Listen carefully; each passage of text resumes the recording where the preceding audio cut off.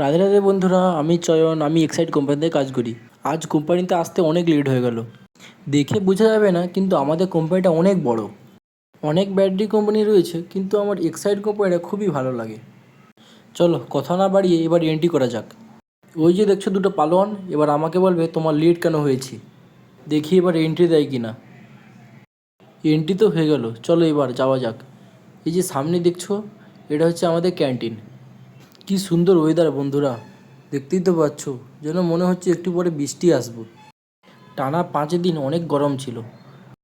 কথা না বাড়িয়ে আমি কোথায় কাজ করি চলো দেখাই। এখানে অনেক ডিপার্টমেন্ট রয়েছে, কিন্তু আমি কাজ করি অ্যাসেম্বলি ডিপার্টমেন্টে। এই যে ছোট্ট কেবিনটা দেখছো, এটা হচ্ছে পেস্টিংয়ের কেবিন, আর আমি এখানেই কাজ করি।